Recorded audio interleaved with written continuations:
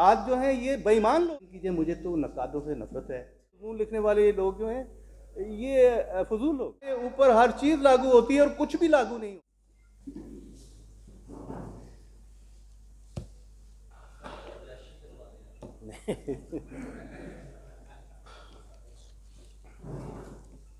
السلام علیکم.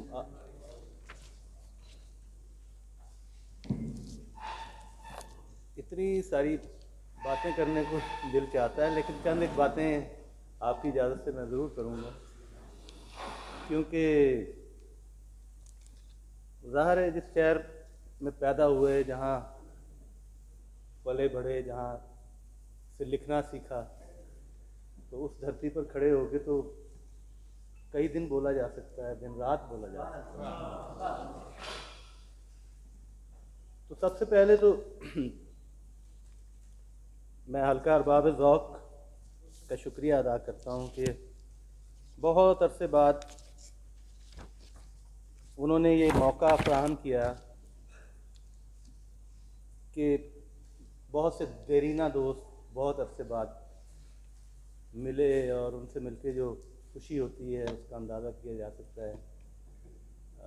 اگر میں نام لینا شروع کروں گا تو ایک طویل فہرست ہے، یہاں سے شروع ہو کے علی بریون صاحب سے اور خرم علیم تک. تو ارشد عزیز صاحب، آپ کا، بابر صاحب، بہت بہت شکریہ کہ یہ وہ پلیٹ فارم ہے، ایسے لگتا ہے جیسے گھر میں یہ مجلس ہو رہی ہے، محفل ہو رہی ہے. خرم نے بہت شاندار باتیں کیں، وہ لڑکپن کی باتیں یاد دلا دی، خاص طور پہ جب آپ نے جاوید انور کی بات کی. تو لائل پور تو ایک خیر دبستان ہے، ہمارا پنجاب میڈیکل کالج بھی ایک دبستان کی ہی حیثیت رکھتا تھا، اور ان کے گواہوں میں ہمارے سینئر شاعر قیوم ناصر صاحب بھی اس کی گواہی دیں گے، اور ناصر مجید صاحب بھی جانتے ہیں کہ وہاں بہت سے ڈاکٹروں کا ایک گروپ تھا، جو کہ مقصود وفا کو پتہ ہے کہ جاوید انور تھے، اسی طرح ثاقب ندیم، اور نثر لکھنے والا عبدال بیلا بھی وہیں پہ تھے، اور افتخار فیصل وہاں تھے. تو یہ ایک نوسٹیلجیا ہو رہا ہے پرانی باتیں یاد کر کے. پروفیسر ماجد صاحب کا بڑا مشکور ہوں، انہوں نے بڑی محبت سے باتیں کی میرے بارے میں، خوش رہیں وہ. سلیم مرزا صاحب اتنی دور سے تشریف لائے، میں دیکھ کے بہت خوشی ہوئی، ان کا آنا ہمارے لیے باعث عزت ہے. طارق ہاشمی صاحب، آپ کا بہت ممنون ہوں. آپ کی چند ایک باتوں کا اگر آپ اجازت دیں تو اس سلسلے میں میں بات کرنا چاہتا ہوں. اصل میں آپ نے بالکل بجا فرمایا کہ یہ آپ کے آنے سے پہلے باتیں ہو رہی تھیں کہ ایڈیوسنکریسیز ہوتی ہیں، آپ کو پتہ ہے ہر بندے کا اپنا مسئلہ مسائل ہے. کچھ لوگ اس کا اظہار نہیں کرتے، میں کر دیتا ہوں. مثلاً یہ ہے کہ بالکل یہ بات بجا ہے کہ میں نقادوں سے میں بہت چلتا ہوں، مطلب مجھے وہ اچھے نہیں لگتے. لیکن میں آپ کو بتاتا ہوں، معدود چند بھی میں ساتھ کہا کرتا ہوں. ایکسیپشنز ہوتی ہیں، ہر جگہ ایکسیپشنز ہوتی ہیں. مثلاً آپ تخلیق کار ہیں، آپ صرف نقاد نہیں ہیں. اسی طرح شمس الرحمان فاروقی جو تھے، اس پائے کے نقاد چونکہ بہت کم ہیں ہمارے ہاں، اور اس لیے، اور اکثر ہمارے جو نقاد ہیں وہ امپورٹڈ ایک آئیڈیا جو ہے وہ لے کے آتے ہیں، سحر لنگاری کرتے ہیں، اور وہ اس کو منطبق کرنے کی کوشش کرتے ہیں ہمارے فن کے اوپر. حالانکہ میرے خیال میں اس طرح مربوط نہیں بول سکتا جیسے کہ آپ لکھتے ہیں، لیکن میں اپنے دل کی بات آپ سے کر رہا ہوں. میرے خیال میں ہماری جو ثقافت ہے یا ہمارا جو کلچر ہے وہ بالکل مختلف ہے. ہمارا کلاک مختلف ہے. ہمارا کلاک یا سلو چلتا ہے یا تیز چلتا ہے.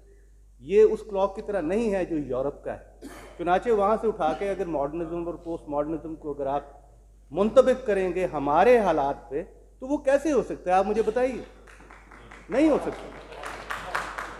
دیکھیے، اچھا اسی طرح یہ جو ہم جدلیاتی یا ڈائلیکٹیکل تھیوریز پیش کرتے ہیں، یہ اکیڈیمکلی یا نصابی طور پہ تو بڑی شاندار ہیں، اس میں پرچہ دینے کے لیے بہت اچھی ہیں، لیکن حقیقت میں یہ کہاں سٹینڈ کرتی دیکھنا تو یہ پڑے گا۔ ابھی آپ دیکھیں کہ فیوڈلزم تھا اور فلاں تھا، اور پھر صنعتی انقلاب آیا، اور اس کے بعد نو آبادیاتی دور سے ہوتا ہوا اس طرح کی باتیں مسلسل ہوتی رہتی ہیں، اور پھر کہتے ہیں جی کہ ابھی ہم جو نظم لکھ رہے ہیں وہ اس طرح کی ہونی چاہیے، اور یہ فلاں ہونی چاہیے اور فلاں ہونی۔ سوال یہ پیدا ہوتا ہے کہ ہم یہاں پہ جو ہماری ثقافت ہے، آپ میں سے بہت سارے لوگوں نے دیکھا ہوگا کہ ہمارے ہاں تو غار کا دور بھی موجود ہے۔ حسن ابدال میں جائیں، لوگ ابھی غاروں میں رہ رہے ہیں، فیوڈلزم تو بعد میں آتا ہے، ٹھیک ہے نا۔ اگر ہم ڈائلیکٹیکل مٹیریلزم کی بات کریں وہ ہم پہ نہیں آتا۔ ہمارے ہاں بدترین جاگیرداری کا دور ہے، ہمارے ہاں غاروں کا دور ہے۔ تو ہم کس طرح سے کہہ سکتے ہیں کہ وہ والا ماڈرنزم جو ہے ہمارے اوپر لاگو ہوتا ہے یا پوسٹ ماڈرنزم لاگو ہوتا ہے؟ ہمارے اوپر سب کچھ لاگو ہوتا ہے، ہمارے اوپر ہر چیز لاگو ہوتی ہے اور کچھ بھی لاگو نہیں ہوتا، ہم وہاں پہ رہتے ہیں۔ چنانچہ اس لیے میں کہتا ہوں کہ یہ نقاد یہ میرے بھائی ہیں اور ہم ایک دوسرے کو بہت عرصے سے جانتے ہیں، یہ دہائیوں پر مشتمل ہے، تو وہ ایک تھوڑی سی کیا کہنا چاہیے ایک مس انڈرسٹینڈنگ شاید ہو گئی تھی، کیونکہ پچھلی بار جب نہیں، وہ تو آپ بھی بہت اچھے ہیں تو یہ بات ہے، یہ میں ایک ذرا ایک کنفیوژن تھا شاید، وہ میں آپ کے ساتھ مثلا ابھی آپ دیکھیں نا، مقصود وفا سے بات ہو رہی تھی کہ بہرحال یہ باتیں کسی اور طرف چلی جائیں گی۔ لائل پور ایک دبستان ہے اور اس دبستان کو ساری دنیا مانتی ہے۔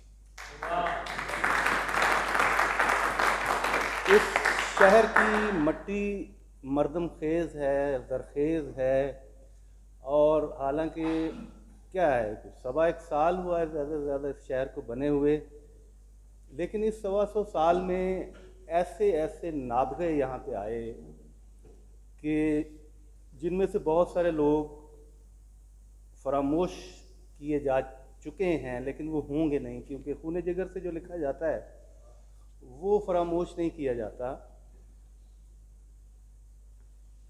نقادوں کی ہی بات ہو رہی تھی، آپ دیکھیں نا، جیسے مثلا نقاد یہاں پہ ہمارے ہاں جو کچھ تو فنکار ایسے ہیں جو باقاعدہ فنکار ہیں، وہ اپنے ساتھ نقاد لیے پھرتے ہیں کہ مقدور ہو تو ساتھ رکھوں، نوحہ گھر کو میں، اس طرح لیے پھرتے ہیں۔ اور لیکن وہ ایک ببل ہوتا ہے، اس طرح کے نقاد جو چیز بناتے ہیں وہ ایک ببل ہوتا ہے، تو ٹیمپوریریلی وہ شور مچاتا ہے، اور بعد میں مثلا یہ آج نظم کا اتنا شاندار ماحول تو میں نے نہیں دیکھا، بہت سارے مشاعروں میں جانے کا اتفاق ہوا ہے، یہ بالکل نظم کا ماحول ہے، اور کیسی کیسی شاندار نظمیں۔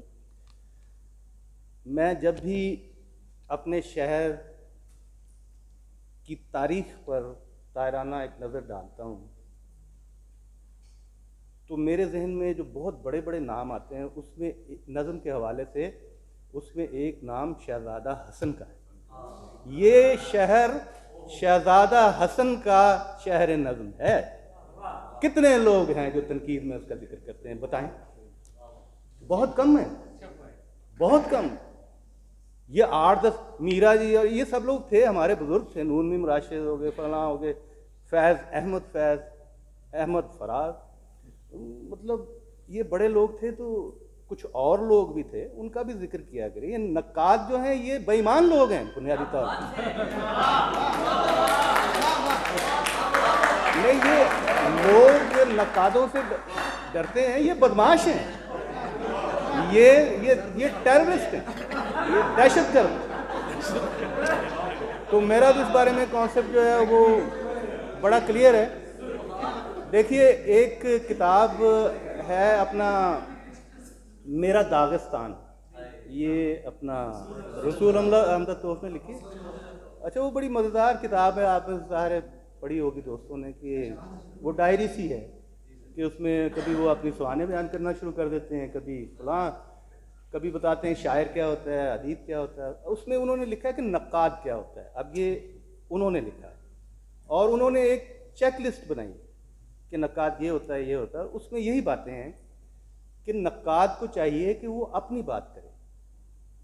نقاد سے یہ پوچھنا چاہیے کہ اچھا آپ کہتے ہیں فلاں نے یہ کہا، فلاں نے یہ، آپ نے کیا کہا، آپ بتائیے آپ نے کیا کہا. ایک چیز. اور دوسرا یہ کہ نقاد جو ہے وہ ایک مرغے باد نما کی طرح گھوم نہیں جانا چاہیے اسے ہر جھونکے کے ساتھ، تو قائم بھی رہنا چاہیے نا اپنی بات. تو اس طرح کی باتیں ہیں. چنانچہ اس وجہ سے آپ یقین کیجئے مجھے تو نقادوں سے نفرت ہے.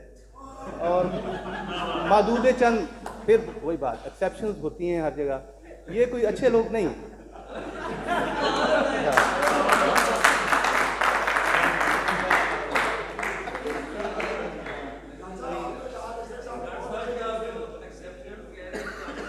نہیں، یہ ہاشمی صاحب خود ایکسیپشن وہ تخلیق کار ہیں.